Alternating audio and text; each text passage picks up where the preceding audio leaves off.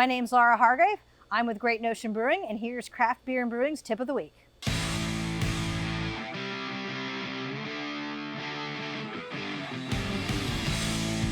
We use everything at Great Notion now. We've gone through a lot of different adjuncts. Before we had our adjunct tank to kind of stuff that we use now. To get chocolate flavor, we use cocoa nibs from either, I think, Ghana is a big one, or Ecuador. Before we were using something called chalaka, which I would recommend not using unless you like just putting pudding into a fermenter. It led to just a lot of problems.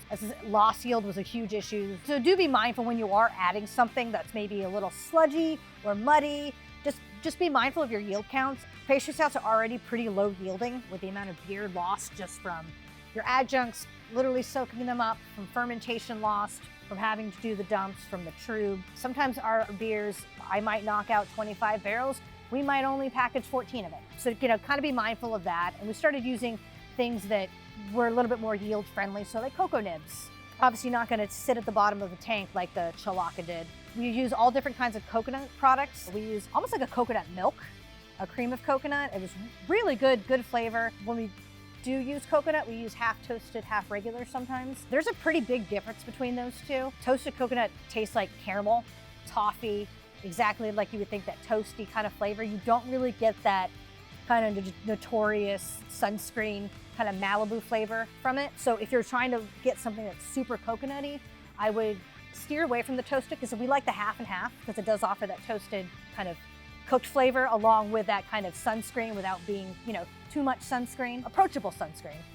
So we do like that flavor combination a lot. Coffees are a bit tricky. Some of them can get pretty astringent. Some of them are just not that good. We've had some issues with just picking up astringencies. I always like to lean towards coffee that's maybe grown in Western Hemisphere. They tend to be a little bit more caramelly, more toffee. You might not want something that's a little bit more fruit forward, say from Ethiopia. That might play weird with your stout. That might play great depending on what you want to do, but for certain things, you kind of do need to be mindful of that. You do need to be mindful of sometimes they're very over roasted.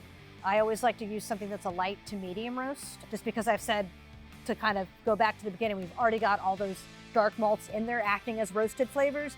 Just adding more could be a bit much, so a light to medium roast is great. We've used stuff from all over in Portland, and I always recommend going to a local roaster. Don't go cheap on it. If you're gonna make a nice big old pastry stout, try not to adjunct it with, Folgers. That would be my best word of advice. And when we're doing our famous double stack, we do use maple syrup, and that goes in the bright tank. And that'll sometimes go in to maybe a day before we package. We like to do a little rousing from the racking arm to kind of make sure it mixes. Sometimes if we're adjuncting something that has a syrup, we'll throw in the adjunct tank as well, so that way we can kind of get a flavor of everything. Or sometimes we'll do it at the end, so we kind of know, like, we don't need to add as much this time, because we really want the peanuts are really coming through. We don't want to overwhelm those.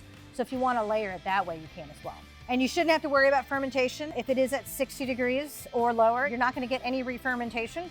However, if you do package it and then it gets warm, you could have issues, which I always suggest to make sure that doesn't happen. You can use a potassium sorbate, as I've said before, in your product to prevent re-fermentation. We've got a centrifuge and pasteurizer, and that also allows us to ship across state lines a lot of our pastry stouts and sours as well. For the maple syrup, like I said, we do it a day before, and we always have the same amount that we use for double stack, because people want that maple syrup to be in your face.